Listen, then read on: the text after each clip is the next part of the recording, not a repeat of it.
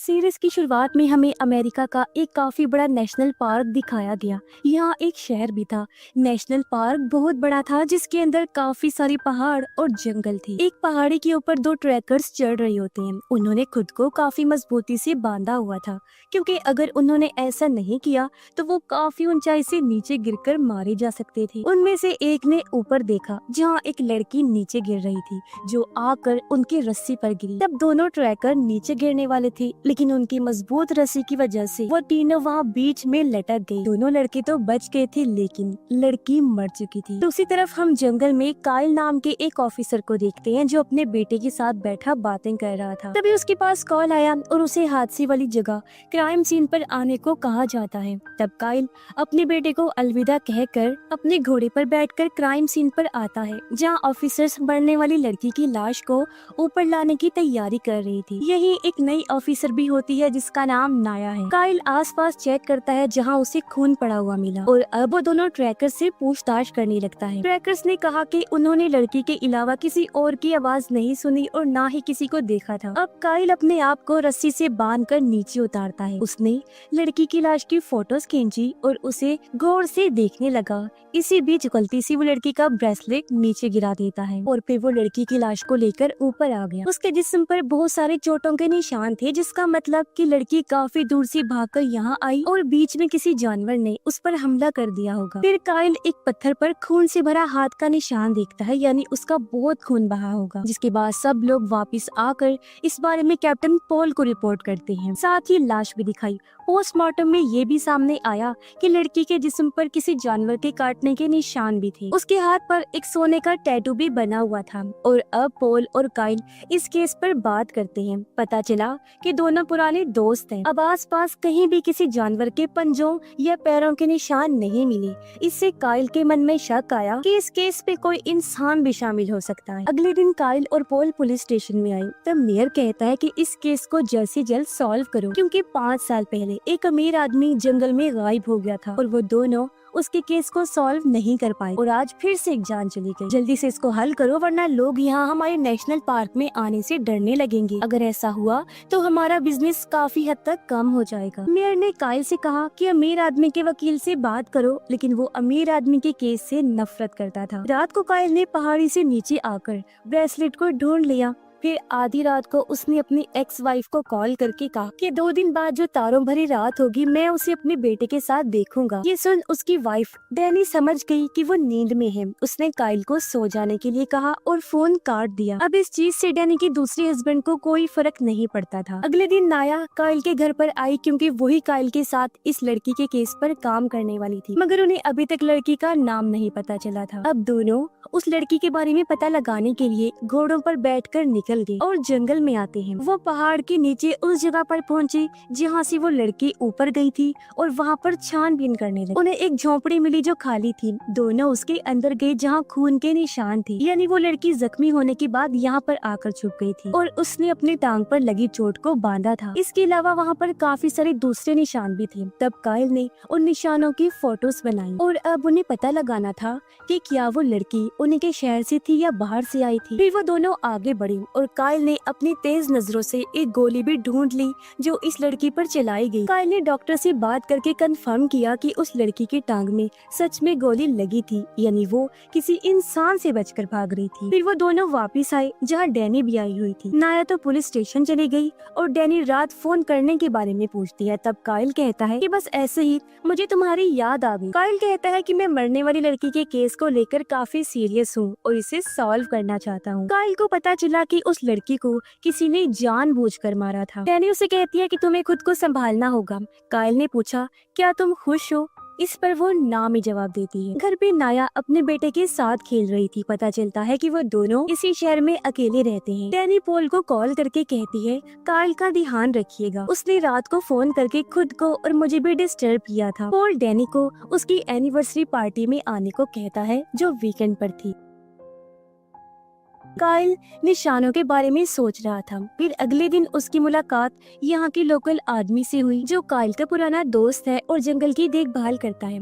यहाँ काइल उसे भी मरने वाली लड़की के बारे में बताता है। रात में नाया मरने वाली लड़की के कैंप के अंदर फोटोज ढूंढ रही थी जहाँ उसका हस्बैंड धमकी भरे मैसेज कर रहा था कि मैं अपने बेटे को लेने आ रहा हूँ, जिससे वो घबरा गई। काइल रात को अपने बेटे के साथ घर से बाहर बैठकर तारे देख रहा था और तब पता चला कि उसका बेटा तो 6 साल पहले ही मर चुका था। लेकिन काइल आज भी उसे सोचकर, उसे याद करके उससे बातें किया करता था। यहाँ काइल और वहाँ डैनी तारों को देखकर दुखी हो रही थी। तब उसका हस्बैंड उसे संभालता है। इसके बाद हम पास्ट का सीन देखते हैं जहाँ मरने वाली लड़की नजर आई जो जंगल में खुद को साफ कर रही थी और वो पूरी तरह तब ठीक थी। फिर वो अपने बैग को लेकर आगे बढ़ी जहाँ उसके बैग से कुछ ड्रग्स की गोलियां गिर गई और तब उसने अपने बैग को एक जगह पर छुपा दिया। इतने में किसी ने गोली चला दी जो उसकी टांग पर लगी, जिससे वो दर्द में तड़पने लगा। काइल फिर से खोज करने जंगल में गया जहाँ उसे ड्रग्स की गोलियां मिल गईं, जिस पर टैटू जैसा ही कुछ बना हुआ था और तब काइल समझ गया कि ये उसी लड़की का है। दूसरी तरफ एक सेलर लड़का लोगों को सामान बेच रहा था।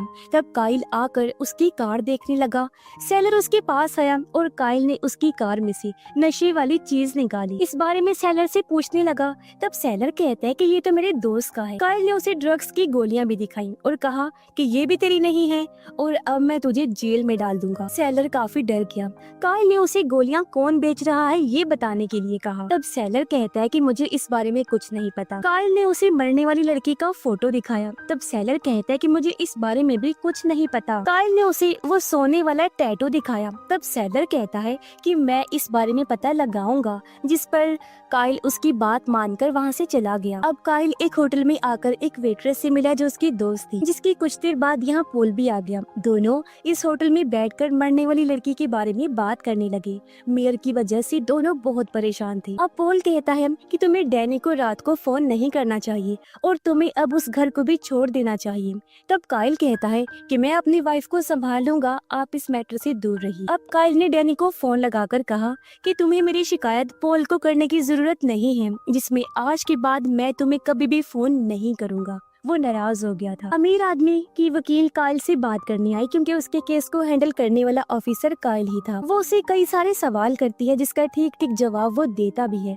लेकिन जब वकील ने ये कहा कि जब तुम इस केस को सॉल्व कर रहे थे तो तुम्हारी दिमागी हालत ठीक नहीं थी क्योंकि तुमने अपने बेटे को खो दिया था, तब ये सुनकर वो गुस्सा हो गया और उसे इग्नोर करके घर के अंदर आ जाता है, जहाँ वो अपने बेटे को याद करके दुखी हुआ और सोचता है कि मैंने ही उसकी लाश को नदी में से बाहर निकाला था। कुछ देर बाद नया घर पर आई। उसने बताया कि ऑटोप्सी से उन्हें पता चला है कि वो लड़की नशे में नहीं थी और आगे क्या करना चाहिए।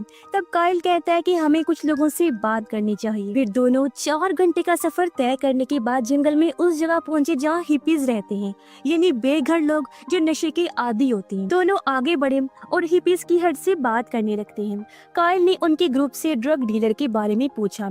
तब हिपीज की हेड कहती है कि वो शायद कुछ सुकून लेने जंगल में गया होगा। नाया ने मरने वाली लड़की के बारे में हिपीज की हेड के साथ सभी लोगों को पूछना शुरू किया और उसका फोटो दिखाया। तो वहाँ पर वो समझ गई कि एक लड़की उसे जानती है और नाया उससे पूछताछ करने लगी, लेकिन बाकी लोग आकर उसे रोक देते हैं। तब काइल नाया को लेकर निकल गया क्योंकि उन लोगों से उन्हें खतरा हो सकता था। साथ ही काइल ये भी समझ गया था कि उन लोगों को मरने वाली लड़की के बारे में पता है और खास तौर पर हिपीज की हेड जानती है और उन्हें अब ड्रग डीलर को भी ढूंढना है क्योंकि उससे कुछ पता लग सकता है। फिर हम एक शिकारी डेक्स को देखते हैं जो काइल का दोस्त था और काइल उससे मिलने आया होता है। काइल को डेक्स का जंगल में रहना बिल्कुल पसंद नहीं था। उसने मरने वाली लड़की के बारे में बताया। तब डेक्स कहता है कि हाँ, मैंने उसके बारे में सुना था, लेकिन उस लड़की के बारे में सच में मुझे कुछ नहीं पता। काइल पूछता है क्या तुमने ड्रग डीलर को देखा? तब डेक्स ने मना कर दिया। काइल ने डेक्स की गन को लेकर एक गोली मारी क्योंकि वो मरने वाली लड़की की गोली से इसको मैच करना चाहता था। उसकी यह हरकत डेक्स को बिल्कुल पसंद नहीं आई और काइल वहाँ से निकल जाता है। अब सेलर एक टैटू आर्टिस्ट के पास आकर सोने वाले टैटू के बारे में पूछता है। उसने कहा कि ऑफिसर काइल ने इस बारे में पूछा था जिसमें वो मरने वाली लड़की के जिस्म पर वो टैटू बना हुआ था। जब टैटू आर्टिस्ट कहता है कि वो टैटू मैंने नहीं बनाया और तुम्हें यहाँ से निकलना होगा। तब सेलर बाहर आया और वहीं पर उसे टैटू आर्टिस्ट का मैसेज आया कि इस टैटू के बारे में बात मत करना और यहाँ से निकल जाओ। तब सेलर ये सुनकर चौंक गया। रात में सेलर अपने घर का सामान लेकर कार में आया, तब पीछे से किलर ने आकर गला दबोच कर उसकी जान ले ली। अगले दिन पॉल के घर पर पार्टी चल रही थी जहाँ पुलिस स्टेशन के सभी लोग आए थे। यहाँ काइल के साथ साथ डैनी भी आकर उससे बात करने लगी। वो दोनों पुराने दिनों को याद करने लगते हैं। यहाँ एक ऑफिसर नाया को काइल के बारे में सब कुछ बताता है। तालाब में कुछ लड़कियां नहा रही थीं। तब एक लड़की को सेलर की लाश तैरती हुई नजर आई, जिससे वो बेहद डर जाती है। रात को पुलिस स्टेशन में नाया काम में लगी, तब उसे एक छोटी लड़की का फोटो मिला जो मरने वाली लड़की जैसी दिख रही थी, और ये लड़की भी सालों पहले उन्हीं के नेशनल पार्क में गायब हो गई। तब नाया ने दोनों फोटोज को कंपेयर करवाया और वो दोनों एक ही थी। जिस लड़की का नाम था लूसी। काइल जंगल में था। लूसी कौन से रास्ते से गई थी ये पता लगा रहा था, जहाँ तभी उसे सेलर की लाश मिलती है। तभी उसे नाया का फोन आया। बताया गया कि मरने वाली लड़की का नाम लूसी था। अब हमें लूसी का पास्ट नजर आया, जिसमें वो अपनी माँ के साथ थी और दोनों बातें कर रही थी। पता चला कि लूसी की माँ मेंटली डिस्टर्ब थी और वो मरने के बाद की बातें किया करती। उसने अपने बारे में काफी बातें लूसी को बचपन में ही बता दी थी। उसकी माँ के नाक से खून बहने लगा, तब वो समझ गई कि वो ज्यादा दिन तक जिंदा नहीं रह पाएगी और वहाँ से वो वापस अपने घर आ गई थी। कुछ दिनों बाद लूसी ने अपनी माँ को खो दिया और अब से उसका ध्यान उसका सुतेला बाप रखने वाला था, जिसका नाम सैफ होता है। उधर वो दोनों पोल को भी बता देते हैं कि मरने वाली लड़की लूसी थी, लेकिन 10 सालों पहले लूसी उसके डैड सैफ के घर को छोड़कर गायब हो गई थी। उसके बारे में किसी को कुछ नहीं पता चला था। सबको शक था कि सैफ ने ही उसे मार दिया होगा, लेकिन सैफ के खिलाफ कोई सबूत नहीं मिला। और तब नाया ने सैफ के बारे में पूछा। काइल कहता है कि उसे लूसी का खूनी समझकर किसी ने जान से मार दिया था, मगर उसके खिलाफ सच में कोई सबूत नहीं मिला था। काइल लूसी के भाई के बारे में बात करता है कि हमें उससे बात करनी होगी। फिर काइल बाहर आया, तब उसे वहाँ पर डैनी मिली। वो कहती है, मैंने तुम्हारी पॉल से कंप्लेन नहीं की थी, बस मुझे तुम्हारी फिक्र हो रही, और तुमने मुझे पूछा था क्या मैं खुश हूँ, तो सच ये है कि मैं खुश नहीं। मैं हमारे बेटे को बुलाने की कोशिश करती हूँ, लेकिन मैं ये नहीं कर पा रही, और काश मैं एक अच्छी माँ बन पाती। तब ये सुनकर काइल भी इमोशनल हो जाता है। काइल उसे कहता है कि लूसी के केस में मुझे डेक्स पर भी शक है। तब डेक्स का नाम सुनकर डैनी चौंक गई और फौरन वहाँ से निकल जाती है। तब वहाँ नाया आ गई और ये दोनों लूसी के भाई के पास जाने के लिए निकल गई। ये जब अंदर गई तो वहाँ पर एक लड़का उसे देखकर भाग गया। तब काइल ने उसका पीछा किया और उस लड़के ने काइल को पकड़कर लड़ना शुरू कर दिया। वो मारता भी है, लेकिन नाया उसे गन पॉइंट पर पकड़ लेती। पता चला कि यही लूसी का भाई है। काइल कहता है, हम पुलिस वाले हैं। फिर दोनों ने उससे लूसी के बारे में पूछा। वो कहता है कि वो सालों पहले गायब हो गई थी और उसके बाद मुझे आज तक इस बारे में कुछ नहीं पता चला। पिछले 10 सालों में हम कभी भी नहीं मिले हैं। तब नाया ने बताया कि वो मर चुकी। लूसी का भाई चौंक गया। फिर काइल ने लूसी के ड्रग्स के बारे में पूछा। उसने फिर कहा कि मैं नहीं जानता। फिर वो दोनों वहाँ से निकल गए, जिसमें काइल को अभी भी जानना था कि लूसी के साथ 10 साल पहले किया हुआ होगा। और अब नाया को लगा कि शायद उसके डैड और भाई के बर्ताव की वजह से वो घर छोड़कर चली गई होगी। दोनों वहाँ से निकलने लगे। तब काइल ने नाया के बारे में पता लगा लिया था कि उसके हस्बैंड के ऊपर ड्रग्स की चोरी का इल्जाम लगा था और इसी वजह से वो पुलिस स्टेशन में सस्पेंड हो चुका था। काइल अपने बारे में बताता है कि मुझे नेचर, कुदरत की खूबसूरती के साथ रहना पसंद है। यही वजह है कि मैं यहाँ नेशनल पार्क में रहता हूँ। दोनों जब वापिस आए तब मेयर से सब रिपोर्टर सवाल पूछ रहे। तब काइल ऑफिस में आया और एक ऑफिसर ने बताया कि मीडिया वाले अब लूसी के बाद सेलर के मरने से भड़के हुए हैं और काफी सवाल पूछ रहे हैं। रात को घर पर काइल लूसी और सेलर की फाइल्स को देखना शुरू करता है। उसे दुख था कि मैंने इस केस में सेलर को इन्वॉल्व किया और वो बेचारा मारा गया, और अपने बेटे के मरने की बात काइल को जिंदगी नहीं चाहिए। अगले दिन काइल और लोकल आदमी साथ में थे। काइल ने उसे बताया कि लूसी मर चुकी है। तब वो चौंक गया क्योंकि उसे लगा था कि सैफ ने लूसी को सालों पहले ही मार दिया था। काइल कहता है कि सबको यही लगता है और लूसी इसी शहर में ही पैदा हुई। फिर वो दोनों सैफ के घर पर आए जहाँ एक आदमी अब रह रहा था। काइल ने बताया कि यहाँ पर लूसी मर चुकी है जो सैफ की बेटी थी। क्या वो इस घर में आती जाती थी? वो कहता है कि नहीं, लेकिन मैंने इस लड़की को सामने की पहाड़ पर देखा था जो भाग गई थी। तब काइल उस जगह को देखकर समझ गया कि लूसी वहाँ अपनी माँ के साथ यादों को ताज़ा कर रही हो। अब काइल लूसी के बारे में और भी चीजें जानना चाहता था कि वो इन सालों में कहाँ छुपी थी और यहाँ तक वापस कैसे पहुँची। अब काइल आकर टैटू आर्टिस्ट से मिला और उसने सेलर को टैटू के लिए मैसेज भेजा था। उसके बारे में वो पूछने लगा, तब टैटू आर्टिस्ट ने कुछ नहीं बताया। काइल ने टैटू आर्टिस्ट को सच बताने के लिए कहा और मारा। तब उसने उस टैटू का मतलब बताया। काइल ने ड्रग्स की गोलियों के बारे में पूछा और तब टैटू आर्टिस्ट कहता है कि मैं ड्रग्स का कारोबार नहीं करता, इसलिए मुझे इस बारे में कुछ नहीं पता और मैंने इसी वजह से सेलर को इन सब से दूर रहने के लिए कहा था। उधर नाया हिप्पीज के कबीले में आई जहाँ फिलहाल कोई भी नहीं था, इसीलिए वो झोंपड़ी के अंदर गई चेक करने, लेकिन तभी उसके ऊपर बहुत सारी लकड़ियाँ गिर पड़ी और वो झोंपड़ी के नीचे बनी गहरी केव यानी गुफा में जा गिरती है। फिर काइल उसके घर पर आया, तब उसने देखा कि वहाँ पर नाया की कार भी थी और घोड़ा भी है, लेकिन वो खुद नहीं थी, जबकि वो तो गुफा में फंसी हुई थी। वो आगे बढ़ी, तब उसे पता चला कि ये गुफा काफी लंबी है। यहाँ उसे एक काफी छोटा सा रास्ता मिला जिससे वो बाहर जा सकती थी। तब नाया उस रास्ते से तेजी से जाने लगी, लेकिन आगे जाने पर उसका सर दो पत्थरों के बीच में फंस गया और मुसीबत की बात कि वहाँ पर पानी भरता जा रहा था। तब नाया वहाँ पर काफी दुखी हुई क्योंकि वो मरने वाली थी, लेकिन तब पीछे से काइल आ चुका था और उसने नाया को शांत होकर पीछे आने के लिए कहा क्योंकि वो वहाँ नहीं पहुँच सकता था। तब नाया सबसे पहले अपने बेटे को याद करके शांत हुई और वो धीरे धीरे पीछे आई। तब काइल ने उसे वहाँ से बाहर निकाल लिया और वो नाया की तारीफ करने लगा क्योंकि उसने गुफा के बाहर बहुत सारे निशान छोड़े थे, इसी वजह से काइल वहाँ पर पहुँच सका था। अब इन्हें यहाँ एक मास्क मिला जिसके ऊपर ड्रग्स और टैटू जैसा ही निशान था। रात में नाया उसके बेटे के साथ आकर सो गई। वो बाल बाल बची थी। इस बात को याद करके वो काफी दुखी हो रही। काइल को तस्वीरों में लूसी की बचपन की तस्वीर मिली और फिर हमें लूसी का पास दिखाया जिसमें सैफ लूसी की माँ के मरने पर उसका पूरा गुस्सा लूसी पर निकालता था। तो वो अपने कमरे में काफी दुखी थी, लेकिन उसके कमरे में कोई और खिड़की से आया जिसे देखकर लूसी काफी ज्यादा खुश हो गई। फिर जब वो बड़ी हुई तो पहाड़ी पर आकर अपनी माँ को याद कर रही थी जैसा वो बचपन में फील करती। फिर लूसी वहाँ से भाग गई और काफी दूर अपने टेंट में आई क्योंकि वो जंगल में रहती थी। यहाँ उसके साथ एक हिप्पी लड़की भी थी। ये वही है जिसे फोटो दिखाकर नाया पूछ रही थी क्योंकि दोनों दोस्तें हुआ करती। उसने लूसी को दूर जाने से मना किया क्योंकि उसे लूसी की फिक्र थी,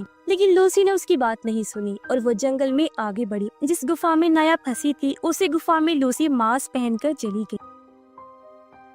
प्रेजेंट टाइम में काइल और नाया जंगल में जाने की तैयारी कर रही थी, जिसकी कुछ देर बाद दोनों जंगल में उसी गुफा के आसपास चीजें देख रहे। वो जब गुफा के अंदर गई तो पता चला कि ऐसी बहुत सारी गुफाएं हैं और हजारों रास्ते हैं। जब ये दूसरे रास्ते से बाहर निकले तो उन्हें वहाँ पर काफी सारा कचरा मिला और वो कचरा शायद से ड्रग्स बनाने में यूज होता था। इन्हें वहाँ ड्रग डीलर के चेहरे का कटा हुआ हिस्सा मिला जिसे किसी ने बेरहमी से मार दिया था। उन्हें पता चला कि इसे एक हफ्ता पहले किसी ने मारकर यहाँ फेंक दिया और इसे गोली से मारा गया था। तब नाया ने उसके जिस्म के बाकी हिस्सों को भी ढूंढ लिया जिसे जानवरों ने नोच लिया होगा। उसके जिस्म के हिस्से वो हिप्पीज की हेड को दे देती हैं। काइल को शक था कि सभी कत्लों में ये लोग शामिल हो सकते हैं, इसीलिए काइल ने यहाँ पुलिस को बुलाया। उसने ड्रग्स के बारे में लूसी और ड्रग डीलर के बारे में पूछा, लेकिन हिप्पीज की हेड को इन सब के बारे में कुछ भी नहीं पता था। काइल ने पूछा कि तुम उस जगह पर क्यों रहती हो? तब उसने कहा कि जब मेरी लाइफ सेट थी तो मुझे पता चला कि मुझे कैंसर है। मुझे एहसास हुआ कि पैसा भी मुझे नहीं बचा सकता, इसीलिए मैंने वहाँ रहने का फैसला किया था क्योंकि मैं नेचर में मरना चाहती, इसीलिए मैं जंगल में आकर रहने लगी। अब देखो, नेचर की वजह से 17 साल गुजर जाने के बाद आज भी मैं जिंदा हूँ और दुनिया से अब मुझे नफरत हो गई है। तब काइल भड़का हुआ पोल के पास आया और उसे पता था कि हिप्पीज की हेड से उसे कुछ भी पता नहीं चलेगा। पोल ने काइल को लूसी की डीएनए रिपोर्ट दिखाई जिसमें लूसी की फैमिली रिकॉर्ड में लूसी के भाई का डेटा था ही नहीं। तब काइल को शक हुआ कि सैफ उसका सुतेला बाप होगा, इसीलिए बाप बेटा उस पर जुल्म करते होंगे। बाहर एक लड़का काइल से मिलने आया। काइल आकर उससे पूछताछ करने लगा और उस लड़के ने बताया कि जंगल से बाहर निवाडा शहर में एक चर्च है और वहाँ फादर के घर पर लूसी काफी सालों तक रही है। वो उसे फोटो दिखाता है जो काफी सालों पहले की थी। अब ये जानकर काइल वहाँ से निकल गया। उधर नाया सबूत इकट्ठा करके वापस जाने वाली थी। तब उसे रास्ते में हिप्पी लड़की मिलती और उसने उससे लूसी के बारे में पूछा। तब हिप्पी कहती है कि हम दोनों साथ रहती थी। लूसी अपने किसी काम के लिए बार बार गुफा में जाती, लेकिन मुझे नहीं पता था कि वहाँ पर क्या है। वो बचपन से यहाँ पर रह रही थी, लेकिन फिर वो यहाँ से निकलकर किसी और जगह पर चली गई, मगर वापस लौटकर फिर से यहाँ पर आ गई। तब मुझे पता चला कि यहाँ की गुफाओं में वो एक लड़के से मिलती है जिससे वो प्यार करती। लूसी उसके साथ काम करती थी, लेकिन वो लड़का बहुत बुरा था क्योंकि वो दोनों ड्रग्स और पैसों का बिजनेस करते थे। लेकिन मुसीबत की बात तो ये है कि मुझे उस लड़के का नाम ही नहीं पता। मैं ऐसे लोगों से काफी डरती हूँ। फिर एक दिन लूसी यहाँ से चली गई और फिर कभी वापस नहीं आई। लूसी जंगल में ड्रग्स वाले बैग छोड़ती थी और उसकी क्लाइंट्स बैग में से ड्रग्स लेकर पैसे वहाँ रख दिया करते थे। हिप्पीज कबीले का एक लड़का भी लूसी का साथी था। ये बताकर हिप्पी वहाँ से निकल गई और अब नाया को काफी कुछ पता चल रहा था। रात होने पर वो काइल को लूसी का बैग दिखाती है जिसमें ही ड्रग्स और पैसों की हेरा फेरी होती थी। तब काइल समझ गया कि जंगल में शायद कहीं न कहीं ड्रग्स वो लोग बनाते होंगे। फिर नाया वहाँ से घर जाने के लिए निकल गई। अगले दिन काइल डेक्स से मिला और उससे ड्रग डीलर के बारे में पूछता है क्योंकि वो उसे जानता था। तब डेक्स कहता है कि ड्रग्स बेचने वाले के काफी सारे दुश्मन होते हैं। काइल कहता है कि तुम भी तो ड्रग्स लेते होगे। तब डेक्स ने मना कर दिया और कहता है कि नशे वाली चीजें बिजनेस के लिए अच्छी है लेकिन सेहत के लिए बिल्कुल नहीं, और मुझे इस केस से जुड़ी किसी भी बात के बारे में कुछ नहीं पता। नाया जब घर पहुंची तो वहाँ उसका हस्बैंड आ गया था जिसे देखकर वो डर गई। वो कहता है कि तुमने मेरे खिलाफ गवाही दी थी जिसकी वजह से मुझे सस्पेंड कर दिया गया और अब मेरे पास बिल्कुल पैसे और काम कुछ भी नहीं है, और अब तुम मेरे साथ चलो और झूठी गवाही दो कि ड्रग्स वाले पैसों का मुझसे कोई लेना देना नहीं है, फिर मैं हमेशा के लिए तुम्हें छोड़ के चला जाऊंगा। नाया कहती है तुम्हारी जॉब तुम्हारी रिश्वत लेने की वजह से गई थी, इसमें मेरी कोई गलती नहीं है। तब वो धमकी देता है कि मैं हमारे बेटे को हमेशा के लिए अपने साथ ले जाऊंगा। तब नाया ने उसकी बात मान ली और वो कल सुबह उसके साथ जाने को तैयार। लेकिन ये नाया की चाल थी क्योंकि वो कुछ ही देर बाद अपने हस्बैंड को चकमा देकर बेटे को लेकर भाग जाती है। दूसरी तरफ डेक्स काइल से पूछता है कि लूसी को गोली कहाँ लगी थी। तब काइल ने पूछा क्या तुम लूसी को जानते हो। इस पर वो हंसने लगा।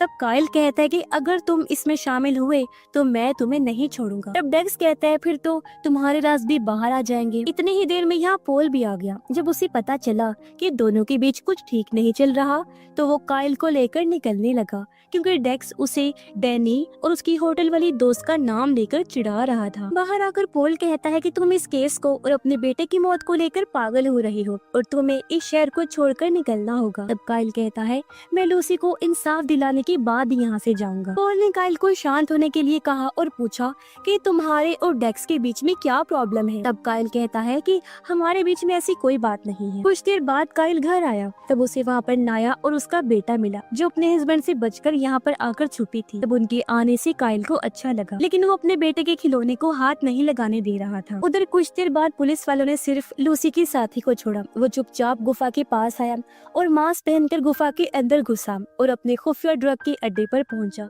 जहां उसका बॉस भी था जिसका नाम पैब्लो था। यह पता चला कि पैब्लो ने ही सैलर लड़के को मारा था, जो चीज उसकी माँ से पता चलती है। फिर लूसी का साथी गुफा से बाहर निकला। तब उसे बाहर काइल और नाया ने पकड़ लिया। दोनों गुफा में जाकर सभी गुंडों को पकड़ना शुरू कर देते हैं। उनके आगे बढ़ने पर अंदर गोलीबारी शुरू हो गई। एक गुंडा वहाँ बॉम्ब फेंककर काफी बड़ा धमाका कर देता है जिसमें पैब्लो बाकी गुंडों के साथ गुफा में और अंदर घुस गया। तब काइल और नाया ने आकर काफी सारे गुंडों को मार दिया और पैब्लो को वहाँ पर पकड़ लिया। अब मेयर इस कामयाबी का सारा क्रेडिट खुद को देते हुए मीडिया के सामने खुद को हीरो कहने लगा। काइल और नाया को वहाँ पर ड्रग्स का शिकार बनी हुई कुछ लड़कियों की लाशें मिली जिनके सामान से उन्हें लूसी का बैग मिला जिसमें उसके कपड़े और फोटोज थी जिन्हें लेकर वो बाहर आ जाते हैं। कुछ देर बाद नाया अपने बेटे को संभालने लगी और डैनी काइल का इलाज करने लगी जिसमें वो खुश थी कि पता चल गया है कि शायद ड्रग्स माफिया ने ही उसे मारा होगा। तब काइल कहता है कि हाँ वो उनके लिए काम करती थी तो हो सकता है, लेकिन हमें इस चीज की वजह भी ढूंढनी होगी। और अब फिर से दोनों निकल जाते। काइल पुलिस स्टेशन आकर पैब्लो से पूछताछ करता है मरने वाले लोग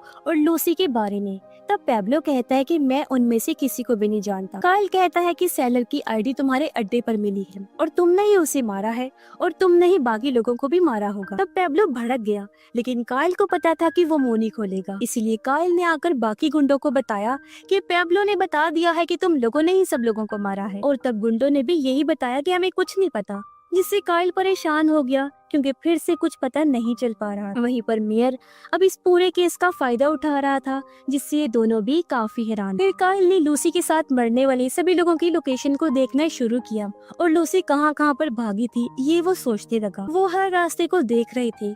यहाँ उसकी मुलाकात लोकल आदमी से हुई और उसे बताया कि इस केस में मुझे खास कोई जानकारी नहीं मिल रही है। डैनी जब घर पर थी तो नाया का हस्बैंड अपने बेटे और वाइफ को ढूंढते हुए यहाँ आ गया। तब डैनी ने मना कर दिया कि वो यहाँ नहीं है, पर तभी उसका बेटा अंदर से बाहर आ गया और जब उसे पता चला कि ये दोनों अकेले हैं तो डैनी बच्चे को लेकर अंदर भागी। लेकिन नाया के हस्बैंड ने उसे पकड़ लिया और मारने की कोशिश करने लगा, पर तभी पीछे से काइल आ गया और उसे पकड़ के बहुत मारता है। रात होने पर काइल फिर से लूसी के बारे में सोचता है, जहाँ उसके पास कॉल आया और उसे बताया गया कि डैनी ने अपनी जान लेने की कोशिश की है और वो हॉस्पिटल में है। काइल उससे मिलने आया, जहाँ डैनी उससे माफी मांगती है क्योंकि उसने पास्ट में काइल की बात ना मानकर कुछ बहुत गलत किया था। फिर डैनी का हस्बैंड आकर काइल को कहता है कि तुम लोगों के बीच जो गलत हुआ मैं उसके लिए दुखी हूँ, लेकिन मैं डैनी को बचाना चाहता हूँ और तुम्हें मेरी मदद करनी होगी क्योंकि डेक्स के फोन आने के बाद ही डैनी ने ये किया था। तब काइल ये सुनकर चौंक गया और वो डेक्स को ढूंढकर उसे मारना शुरू कर देता है। उसने कहा कि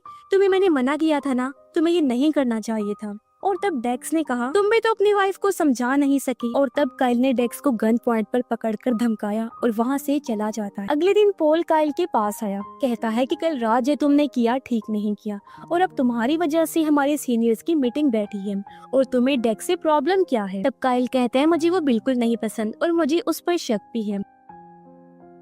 फिर वो दोनों आकर अपने सीनियर से मिले और तब काइल को उसके बुरे बर्ताव की वजह से सस्पेंड कर दिया गया था और उसका केस दूसरे ऑफिसर को सॉल्व करना था। तब काइल मान गया और इस चीज से नाया परेशान थी।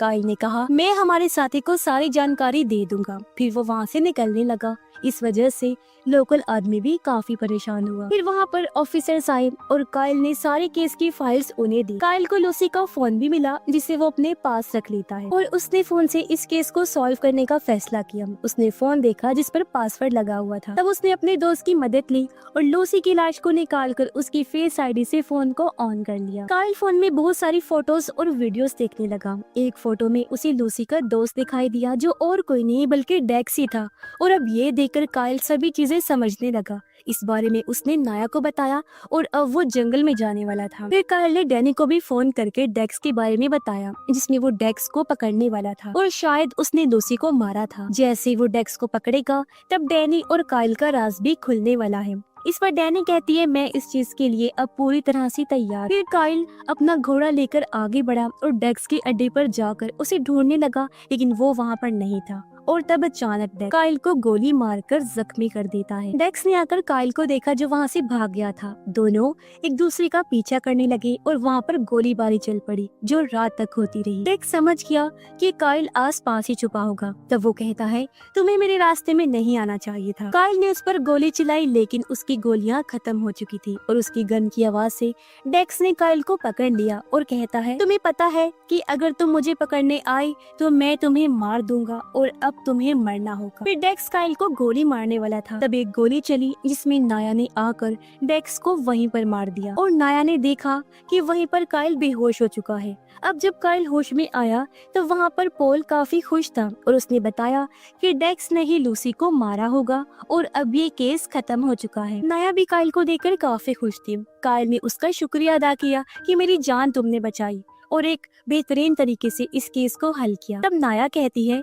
कि लूसी और डेक्स साथ में काम करते थे और इन दोनों के बीच में प्यार भी था। इसी वजह से मैंने डेक्स के घर के चारों तरफ तलाशी ली। तब मुझे काफी सारे गन्स और पैसे भी मिले और शायद इनमें से एक गोली लूसी को लगी होगी, लेकिन वो गन अभी तक मुझे नहीं मिली। पॉल ने डैनी को डेक्स के मरने और काइल को बचाने के बारे में बताया। तब डैनी काफी खुश हुई और ये चीज उसके हस्बैंड ने भी सुन ली। वो पूछता है कि क्या हुआ। तब डैनी ने बताया कि काइल बच तो गया है लेकिन मुझे तुम्हें एक राज बताना है, जिसके बाद शायद तुम मुझे छोड़ दोगी, लेकिन मुझे अब फर्क नहीं पड़ता। असल में कुछ सालों पहले मेरे बेटे को उसी अमीर आदमी ने मार दिया था इसके बारे में हमें कभी भी पता नहीं चलने वाला था। लेकिन डेक्स, जो कभी काइल का साथी हुआ करता था, उसने जंगल में कुछ कैमरा सिक्योरिटी के लिए लगवा दिए और उनमें से एक से हमने देखा कि अमीर आदमी हमारे बेटे को बहाने से जंगल में लेकर गया और वहाँ उसे मार दिया। तब ये चीज हमें डेक्स ने बताई। वो अमीर आदमी को मारने को भी तैयार था, लेकिन काइल ने मना कर दिया क्योंकि वो कानूनी तौर पर उसे पकड़कर जेल में सजा दिलवाना चाहता था। लेकिन हमें पता था कि वो आदमी क्योंकि काफी अमीर है तो अदालत से वो बच जाएगा। लेकिन फिर भी काइल इस चीज के लिए नहीं माना। तब मैंने डेक्स को पैसे देकर अमीर आदमी को मार देने के लिए कहा। डेक्स ने अमीर आदमी को तड़पा तड़पा कर मार दिया और उसकी लाश को हमेशा के लिए गायब करवा दिया। और ये चीज फिर काइल को जब पता चली तो वो मुझसे नाराज हो गया और उसने शराब पीकर अपनी जिंदगी बर्बाद कर ली और मुझे भी छोड़ दिया। और शायद अब तुम भी मुझे छोड़ दोगी। डेक्स का खात्मा हो चुका है, इसीलिए मैं सब तुम्हें बता रही हूँ और आगे क्या करना है तुम पर छोड़ती हूँ। जो सुनकर उसका हस्बैंड काफी परेशान हो गया। दूसरी तरफ सभी लोग नाया की तारीफ करने लगते हैं, जिससे वो काफी खुश थी। पर अब उन लोगों को डेक्स के ड्रग्स के बिजनेस के बारे में पता लगाना था कि वो कहाँ तक फैला हुआ है। रात होने पर डैनी आकर काइल से मिली, कहती है मुझे अब कुछ नहीं हो सकता।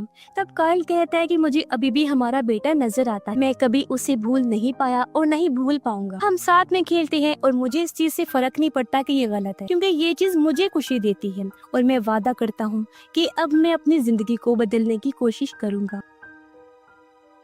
रात को काइल तालाब के पास बैठा हुआ था, जहाँ लोकल आदमी आकर शराब पीने लगा। काइल बताता है कि मैंने शराब छोड़ दी है और मुझे लूसी की लाश चाहिए ताकि हम उसे दफन करें और उसकी आत्मा को सुकून मिल सके। तब वो कहता है तुमने लूसी के केस में पहले भी काफी ज्यादा मेहनत की थी, लेकिन अब तुम्हें इन चीजों को छोड़ना होगा। तब काइल कहता है कि मैं इस बारे में सोचूंगा, क्योंकि वो अभी भी लूसी के बारे में सभी चीजें जानना चाहता था। इसलिए काइल ने अगले दिन पॉल को बताया कि मैं निवाडा में जा रहा हूँ और वहाँ जाकर ही शायद मुझे कुछ पता चलेगा। अब पॉल इस चीज के खिलाफ था, लेकिन काइल वहाँ से निकला और निवाडा के चर्च में पहुँचा, जो बर्बाद हो चुका था।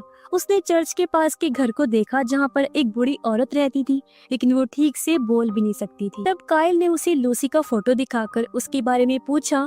तब औरत कुछ भी नहीं बताती। घर को चेक करते हुए काइल नीचे बेसमेंट में आया और उसे पता चला कि वो लोग यहाँ पर बच्चों को कैद करके रखते होंगे। यहाँ उसे वही निशान दिखे जो लूसी ने झोपड़ी में भी बनाए थे। बूढ़ी औरत बताती है कि इस जगह को मेरा हस्बैंड चलाया करता था और मेरी बेटी भी कभी कभी यहाँ आती थी। काइल एक बार में बूढ़ी औरत की बेटी से आकर मिला और उससे लूसी के बारे में पूछा। तब उस लड़की ने बताया कि मेरे डैड चर्च की फादर थी और वो चर्च के नाम पर बच्चों को पालती थी, जिसमें वो गवर्नमेंट और कई बार बच्चों के मॉम डैड से भी पैसे लेकर बच्चों को चर्च में कैद रखती थी। सबको लगता था कि मेरे डैड काफी अच्छे थे, लेकिन वो पैसे लेकर बच्चों को काफी कम खाना देते और उन्हें बेसमेंट में बंद करके उनका ध्यान नहीं रखते। फिर वो कहती है कि लूसी भी यहाँ पर रहती थी, लेकिन वो बहुत रोती थी और मेरे डैड से बहुत नफरत करती। उसने धमकी दी थी मेरे डैड को कि मैं पुलिस वाले की बेटी हूँ जो आकर तुम्हें पकड़ लेगा, लेकिन फिर एक दिन वो भाग गई। और अब ये सुनकर काइल चौंक जाता है। वो पॉल को फोन करता है और इस केस को सॉल्व करने में मदद मांगता है। कुछ घंटों के बाद वो दोनों तालाब के पास मिले। पॉल ने काइल से पूछा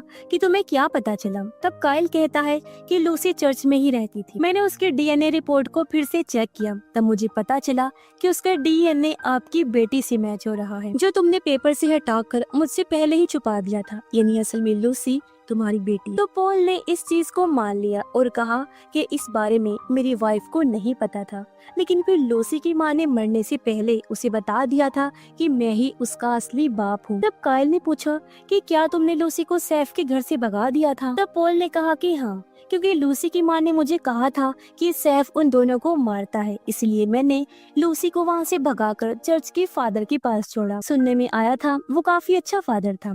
फिर मैंने सैफ को फंसाने की कोशिश की, लेकिन इसी बीच किसी ने उसे मार दिया। तब काइल कहता है कि तुम उसे लेने वापस क्यों नहीं गई। फादर और उसकी फैमिली बच्चों को काफी मारते पीटती। तब पॉल कहता है कि मुझे अपनी फैमिली को भी तो देखना था ना। लेकिन फिर लूसी बड़ी होकर वापस आ गई और अगर वो सबको सच बता देती तो मुझे सब सच खोलना पड़ता। मैंने उसे काफी सारे पैसे और घर भी ऑफर किया, लेकिन वो फिर भी नहीं मानी। मुझे पता चला कि वो डेक्स के साथ रह रही है। फिर वो मुझे ब्लैकमेल करके मेरे से पैसे लेने लगी और उसे मैंने काफी सारे पैसे दिए भी थे। और फिर मुझे पता चला कि वो इसी जंगल में रहने लगी थी और इसी वजह से मैंने उसे यहाँ से निकलने के लिए कहा। लेकिन फिर एक दिन वो मेरी पोती को लेकर जंगल में घूमने चली गई। तब मैंने उसका पीछा किया। मैंने अपनी पोती को घर छोड़ा और उसे समझाया कि उससे ये जगह छोड़नी हो, लेकिन वो भाग रही थी और मैंने उसे रोकने के लिए उसके पास गोली चलाई जो गलती से उसकी टांग पर लग गई और फिर वो वहाँ से भागी। तो मैंने उसका पीछा किया।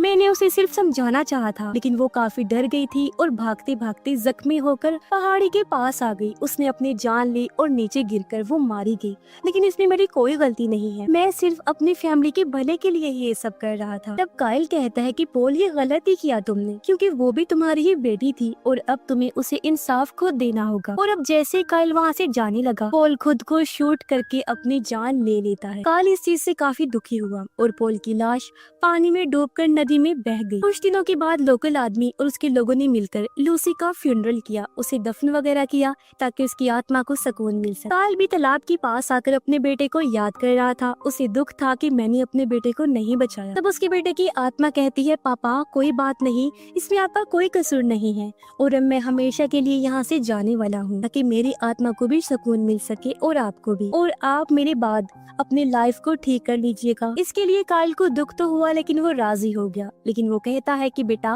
तुम हमेशा मेरी यादों में रहोगे, और अब दोनों मिलकर आखिरी अलविदा लेते। अगले दिन नाया काइल के घर पर आई। तब उसे वहाँ पर एक बॉक्स मिला जिसमें काइल ने अपने बेटे के सारे खिलौने नाया के बेटे के लिए छोड़ दिए थे।